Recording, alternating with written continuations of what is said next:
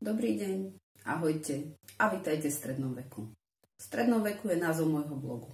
V strednom veku ma nájdete na všetkých sociálnych sieťach a po novom od dnes je v strednom veku aj názov môjho nového YouTube kanálu. Dovoľte mi, aby som sa vám na úvod predstavila. Volám sa Erika a žijem v okresnom meste na východe Slovenska. Mám jedného manžela, 2 deti a žiadne domáce zviera. Hneď na úvod vás poprosím, ak sa vám toto video bude páčiť, prosím, podporte ma lajkom a ešte viac ma môžete podporiť, ak mi dáte odber.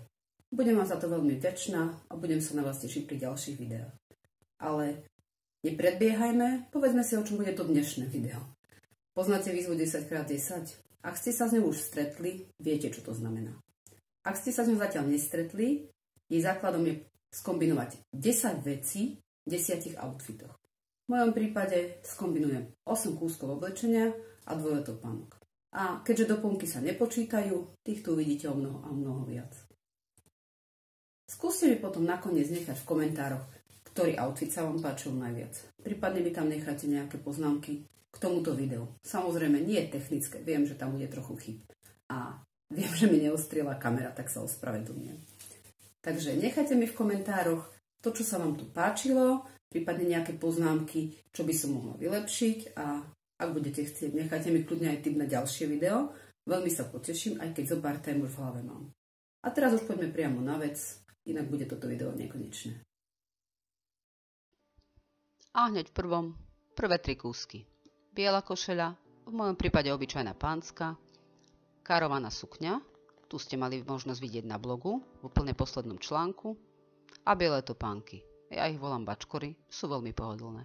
K tomu, keďže doplnky sa nerátajú do pôvodných 10 kusov, bordová kabelka, bordová baretka, traky a motýlika som si požičala od syna. Ešte šťastie, že ho mám. Outfit číslo 2 a znova karovaná sukňa. K nej tentokrát obyčajné čierne tričko, 3/4 rukav, lodičkový výstrih. Topánky som vymenila za členkové čižmičky na stredne vysokom opätku. No, pre niekoho možno aj vysokom. Cez telo kabelka, samozrejme u mňa čierne pančuchy, čierna baretka a na krku dosť veľký, pravdu povediac v skutočnosti obrovský farebný šal. Takéto kombinácie sú u mňa najčastejšie. Ja čiernu farbu totiž milujem a fakticky ju nosím neustále. Máme tu karovanú suknu po tretie, vrátili sa nám biele bačkory, k tomu obrovská biela mikina so šnurovaním a kapucou. Crossbody je známa čierna kabelka a tento outfit je skutočne pre mňa netypický. Najmä preto, že mi tam chýbajú pančuchy, ktoré ja nosím takmer neustále k takýmto krátkym sukňam. A nezabudnite, ak som vám to doteraz nepovedala, teda povedala na začiatku videa, všetko, čo si skúšam v tomto videu, okrem obuvia a doplnkov, a niekedy aj tie, pochádzajú zásadne zo second handu. Karovaná sukňa v poslednej kombinácii, znova sa vrátili členkové topánky, crossbody kabelka je tentokrát použitá do ruky, moja obľúbená. A zmenil sa samozrejme top. Tentokrát je to top s peplumom, ktorý neviem, či je momentálne dobre vidieť, pretože som ho zvýraznila opaskom. Na hlave môj milovaný klobúk, konečne. Na krku šperk, na ruke náramky. A dostali sme sa pomaly k druhej sérii.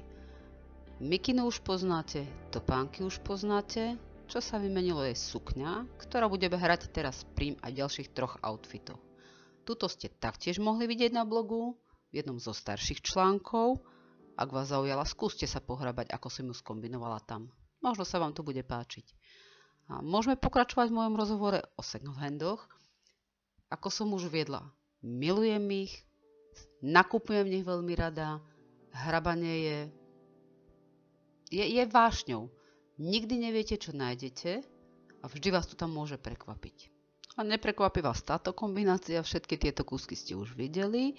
Mimochodom, šatku, ktorú mám na krku, mám rovnako zo second handu, opasok so srdiečkom mám zo second handu. No vlastne v tomto outfite jediné, čo nie je zo second handu, je kabelka a topánky.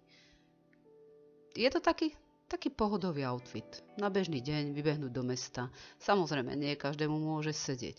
Nie je to sukňa pre každého. Skutočne nie. Je taká bláznivá a taká westernová. moja. A to ma privádza k prvej otázke. Napíšte mi rovno do komentára, či sa vám táto sukňa páči alebo nie. A napíšte mi tam aj to, ktorý dolný diel sa vám páčil najviac a ktorý horný. A máme ju tu samozrejme v ďalšej kombinácii. Známa košeľa, známe topánky, známa kabelka, na hlave ako je u mňa zvykom klobúk. Šatka je iná, tá je trošku kratšia, ale rovnako pochádza zo second handu. Opasok ste už videli a keď už sa takto bavíme o tom, čo mi napíšte do komentárov, skúste si vybrať z každej tej kombinácie sukní a tých šiat a nohavíc, ktoré uvidíte, jeden outfit, ktorý vám najviac rezonuje v hlave a ktorý sa vám najviac páčil. To znamená, nechajte mi v komentároch 4 outfity, ktoré sa vám najviac páčili. Alebo mi nechajte len jeden jediný, ktorý je vašou absolútnou topkou, ktorý by ste si obliekli, hoci aj hneď teraz. A mimochodom, to tričko, ktoré mám teraz na fotke, má peplum a je schovaný práve v tej sukni.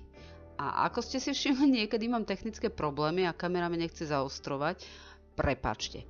Prídem na to, odstránim to a sľubujem, že v budúcom videu to už nebude. Dostali sme sa spolu úspešne do druhej polovice.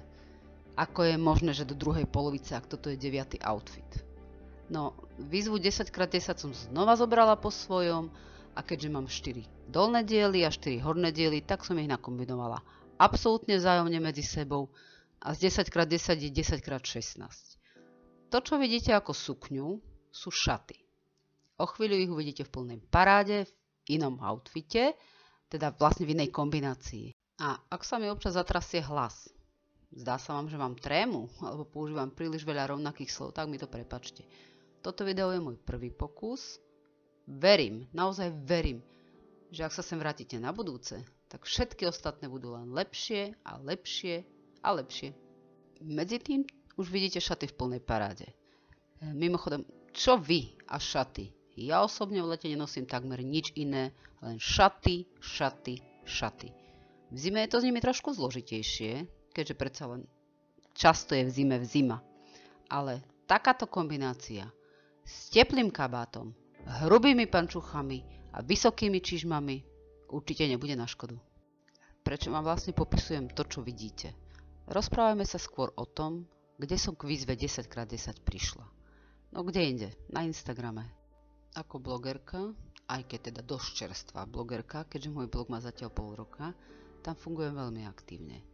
Vďaka Instagramu propagujem svoj blog a práve na Instagrame sledujem aj iné blogerky, aby som mala prehľad o tom, kedy píšu, čo píšu a hlavne, aké fotografie fotia. Presne tam som sa dostala blogerke Fashion Audit.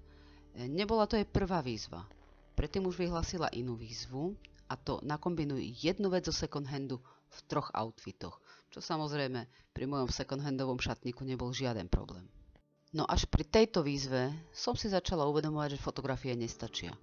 Veď si len zoberte, ak by som z každého outfitu mala jednu jedinú fotografiu, už ich je 16. To je 2 týždne na Instagrame, 16 fotografií na blogu a kde ešte text. A tak som sa rozhodla a na svete je toto video. Video, ktoré, čo sa týka outfitov, nastupuje do poslednej štvrtiny. Určite ste si už na obrazovke všimli, že mám na sebe konečne nohavice. To je pre tých, ktoré veru neholdujú sukňam a šatám tak ako ja. Ale vráťme sa späť k výzve. Trúfli by ste si na takúto aj vy? Poviem vám pravdu, mesiac som rozmýšľala, či do toho ísť alebo nie. Nakoniec, čo vám poviem, vybranie outfitov zabralo pol hodinu?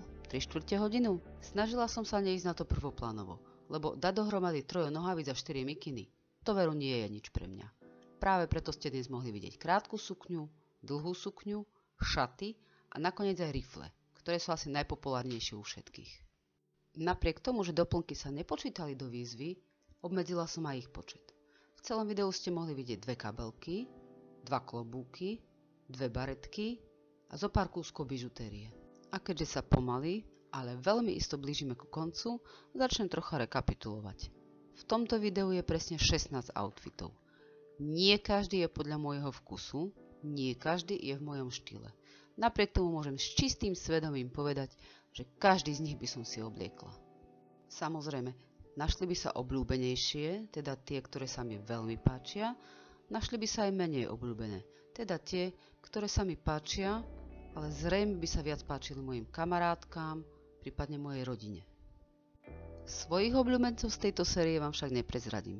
Tie, ktoré sem prišli z môjho blogu alebo Instagramu, tie si zrejme tipnú správne.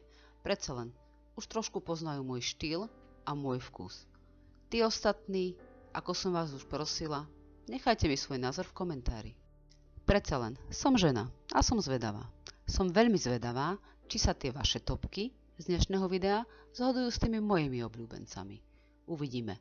Možno vo vašej prvej štvorke nebude ani jedna z tých mojich. A možno práve naopak. Možno sa zhodneme na všetkých štyroch.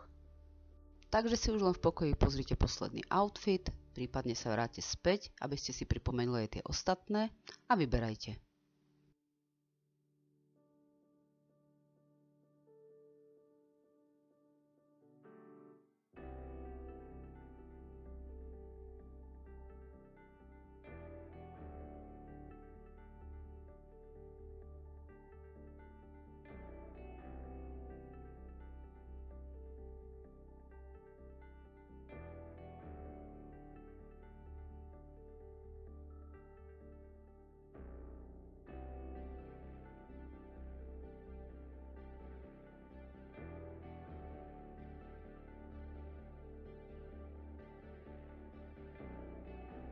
A dostali sme sa zdarne na záver.